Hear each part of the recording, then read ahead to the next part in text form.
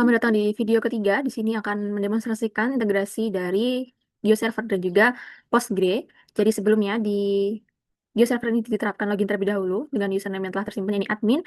Apabila telah berhasil login sebagai admin, kemudian bisa menambahkan workspace-nya terlebih dahulu. Jadi kemarin sudah ditambahkan workspace-nya secara default, namanya PGWebL. Dari workspace tersebut kemudian digunakan untuk menambahkan stores baru.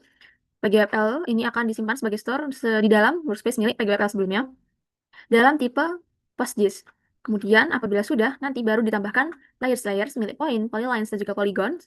Nah, kemarin dari The Beaver juga sudah diterapkan untuk ketiga perintah yang akan menampilkan user ID yang awalnya hanya berupa nama user ID-nya saja, hanya berupa angka value, entah itu 1, 2, 3, sesuai admin yang menerapkan login pada saat itu. Jadi yang ditampilkan dalam tabel hanya user ID-nya saja. Ketika diterapkan SQL, username ini akan menambahkan tampilan nama dari admin yang menambahkan data. Dapat dilihat di sini untuk ketiga tipe data, untuk points, polylines, dan juga polygons. Misalnya untuk data points di sini yang telah ditambahkan, di sini yang ditampilkan hanyalah sebatas user ID-nya saja, tidak ada keterangan username dari pembuat data titik tersebut. Maka ketika diterapkan SQL, perintah SQL milik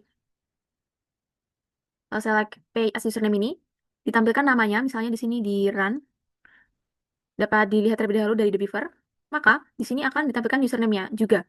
Ketika hanya sebagai user ID-nya saja, yang ditampilkan sebatas user ID-nya tanpa ada keterangan nama pembuat data. Maka oleh karena itu, ketika menerapkan penambahan layer, diatur dari layer milik database workspace dan juga store milik PGWebL sebelumnya tadi, ditambahkan dengan diatur configure SQL view-nya, menerapkan perintah statement untuk menampilkan jenis username, untuk menampilkan nama username pada points, polylines, dan juga polygons.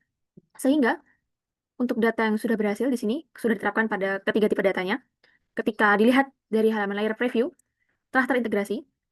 Misalnya di sini yang sudah untuk points, username-nya sudah tertampil untuk ke kolom baru username, berbeda dengan sebelumnya hanya sebatas user ID. Begitu juga dengan yang polylines dan juga polygons. Misalnya di sini untuk yang polylines yang sebelumnya belum diterapkan perintah SQL tadi. Sini sudah tertampil semuanya datanya. Yang tadi juga sebelumnya dari QGIS di video sebelumnya dan juga sudah tertampil. Ini penambahan datanya misalnya. Tapi karena itu hanya sebatas user ID, untuk yang diperintahkan SQL menambahkan username di sini misalnya, ketika diklik sudah sampai menampilkan nama username yang menambahkan data garis dari interface milik website.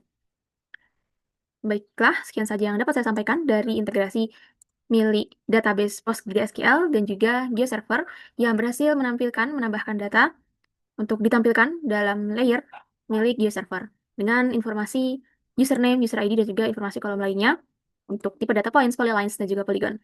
Kurang lebihnya mohon maaf. Terima kasih. Wassalamualaikum warahmatullahi wabarakatuh.